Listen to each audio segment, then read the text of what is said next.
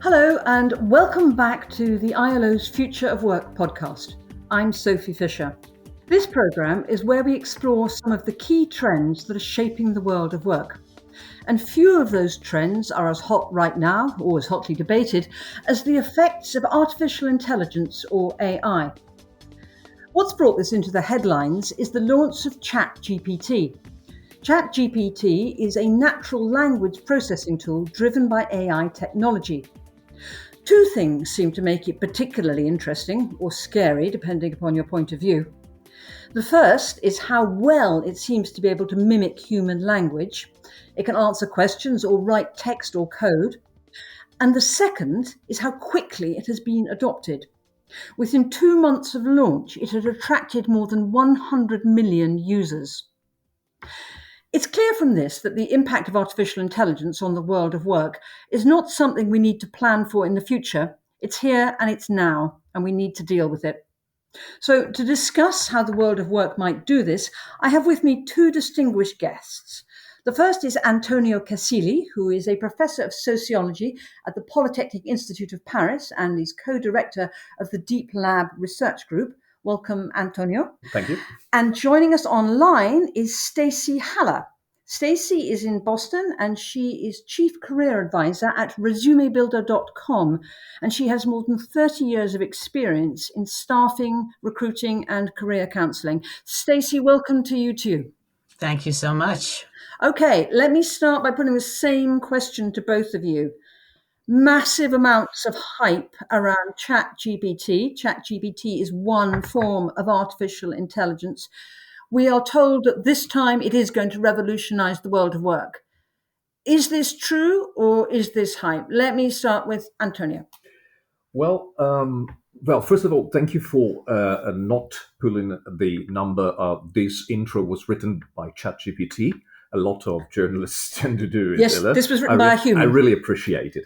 Well, anyways, so my point is that basically there is a lot of hype, as you pointed out, and this hype is actually produced or prompted by the very persons who produce ChatGPT. OpenAI is a company that has to sell a product, and this product is, of course, destined to be used in several industries, in training, in consulting, in software development. So, of course, they are interested in us believing that it's going to revolutionize the sectors. And it's not a surprise because the OpenAI researchers have published recently a paper that estimates the number of jobs that will be transformed, that will be exposed to OpenAI's technologies,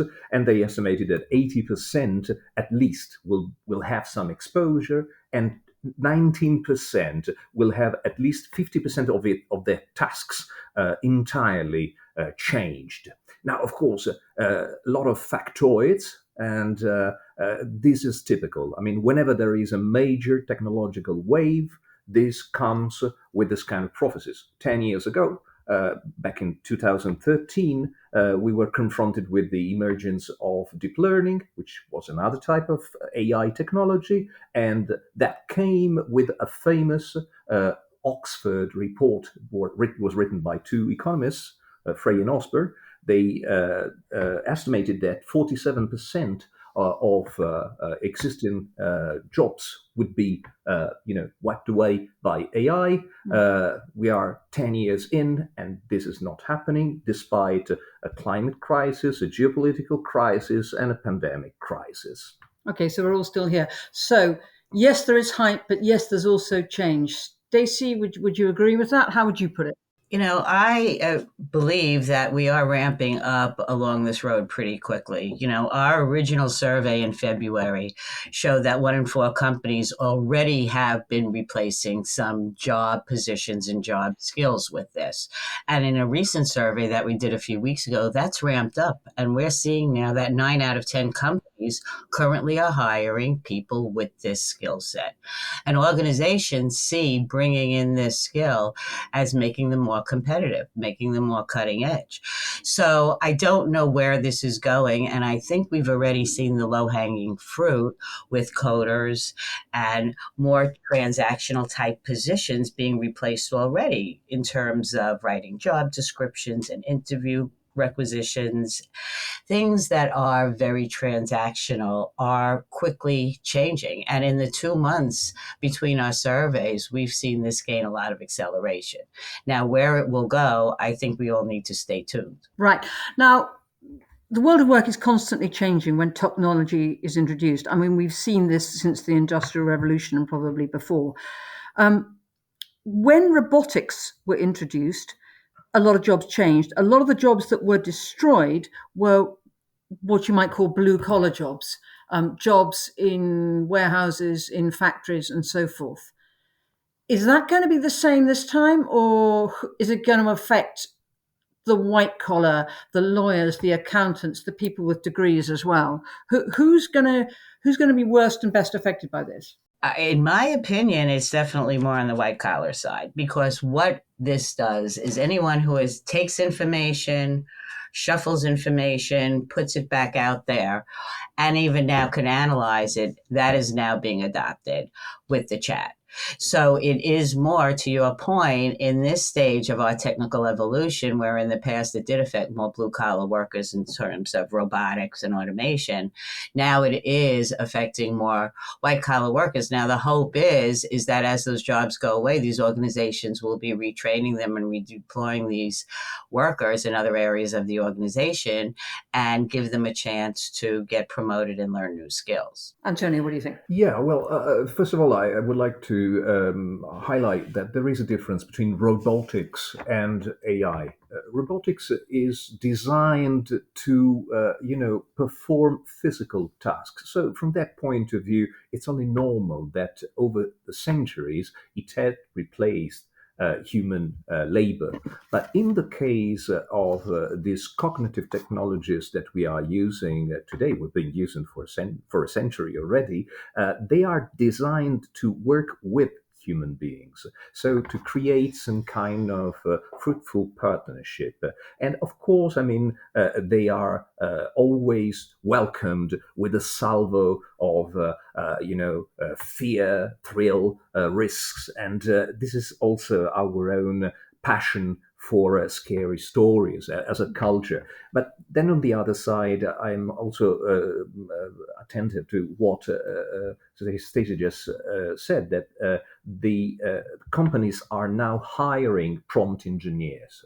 And this is true. I mean, they are doing it.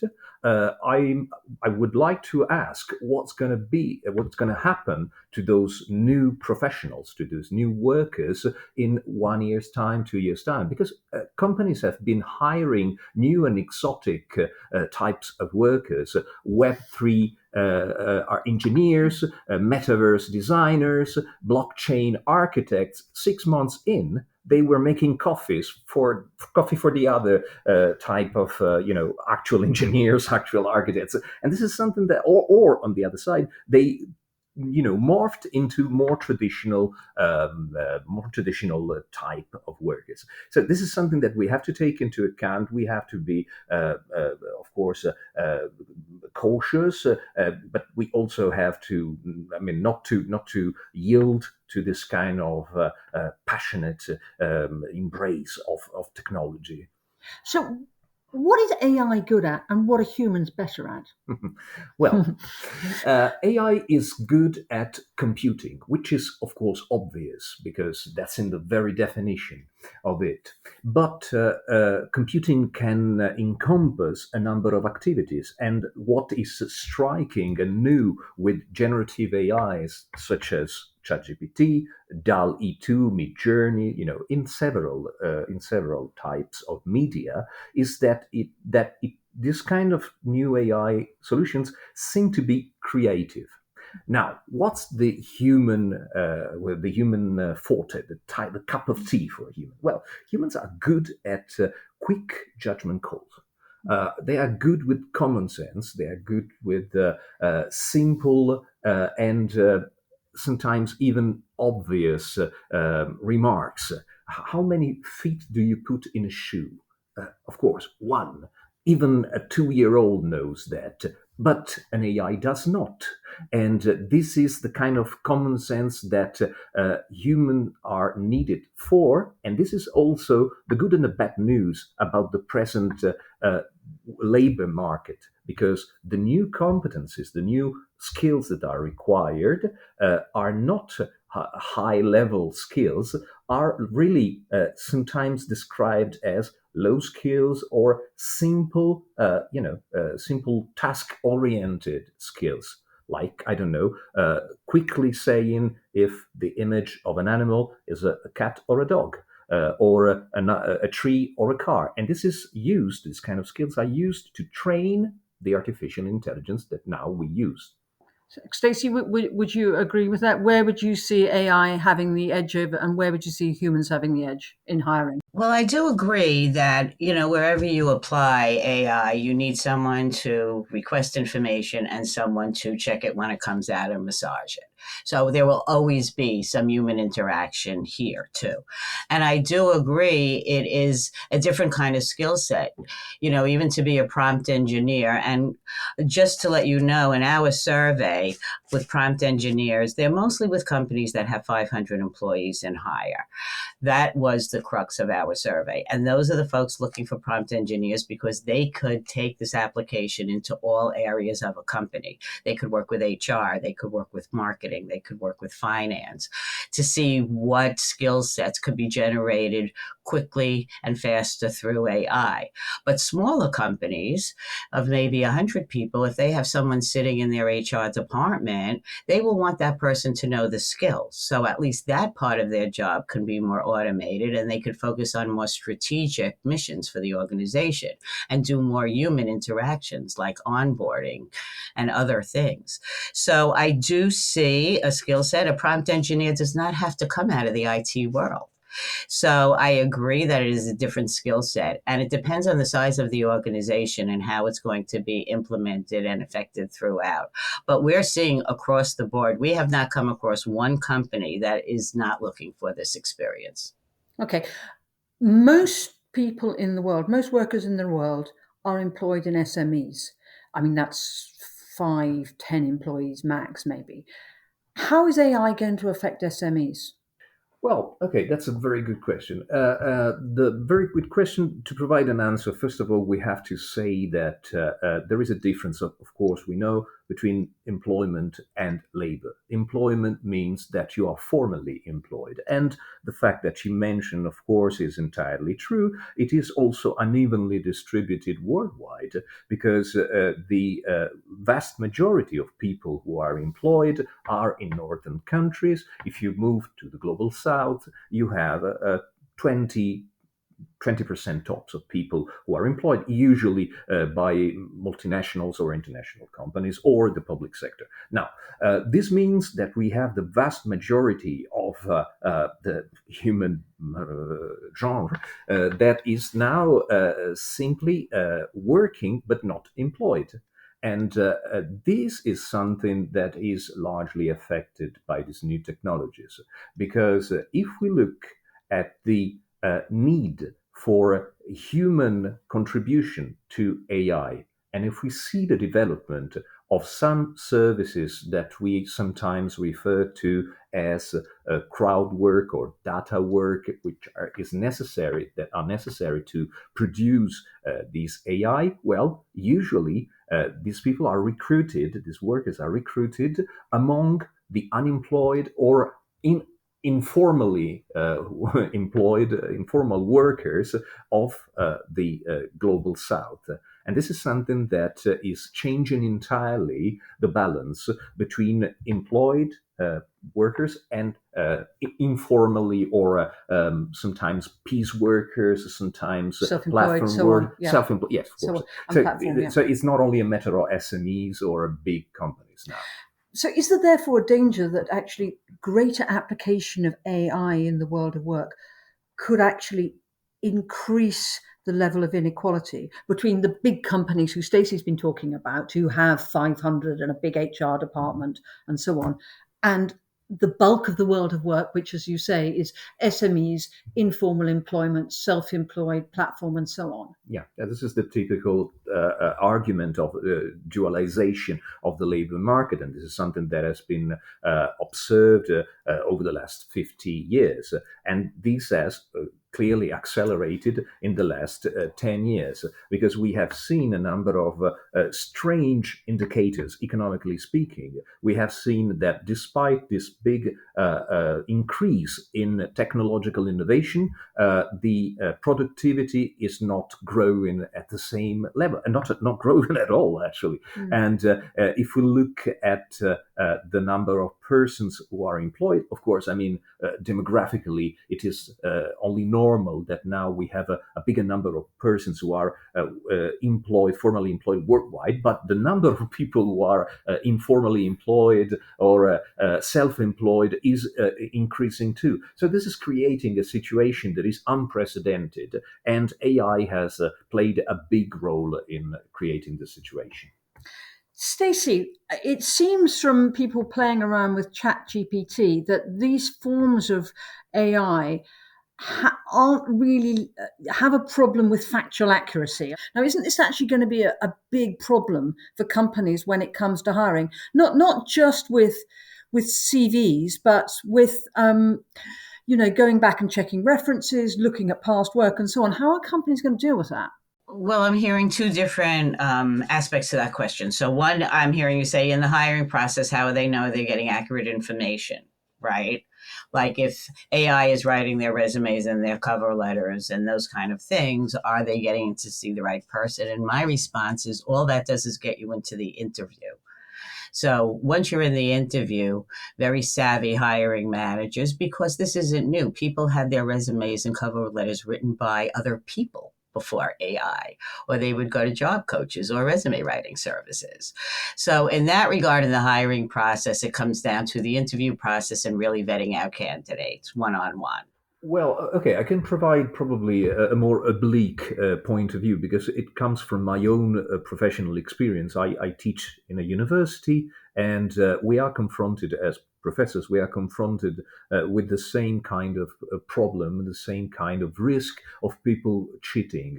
And what we have decided, and at least I've been rather successful in putting in place some experiments with ChatGPT, is let's assume that people are going to use this tool that is afforded to them, and let's work with them in order, first of all, to teach them proper, fair, and possibly not entirely biased use. And then secondly, probably we have to change our own ways of working. We are now back to an increasing need for face-to-face interaction. And this is going to be actually, the kind of solution to many of these problems. We will probably change our way of using, face-to-face interaction versus remote connections and remote communication. So are we going to need regulation?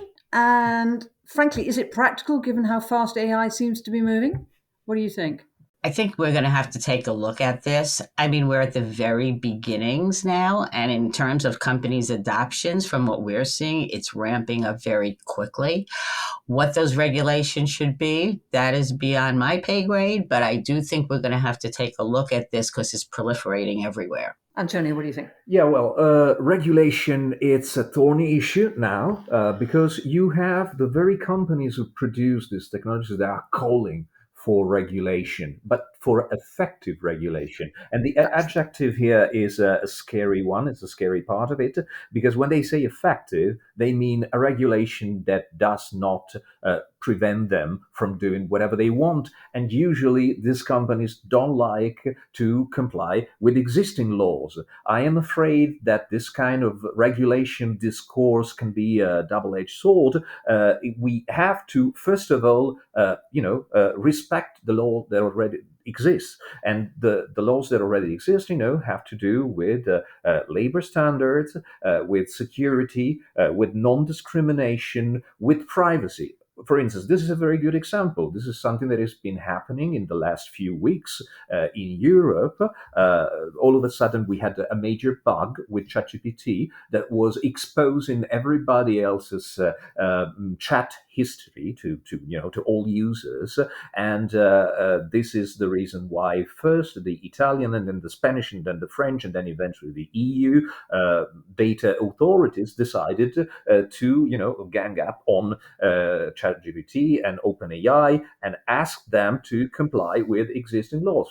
And the interesting part is that for the first time in the history of privacy protection since GDPR, these data protection authorities said in their decision, filing their decision, that we have a problem because we do not know how OpenAI trains the AI with private data. And that's the first time in, at least to my knowledge, where training is emphasized to that extent. And this is important because we always consider that these kind of tools, this kind of AIs are intelligent per se, that they are born intelligent. They are not. They are constantly trained and retrained. And despite the fact that GPT means generative pre-trained transformer, it means that it was trained in the past, but the training never stops. We are training the AI whenever we use it, because if you see whenever ChatGPT provides you with a reply,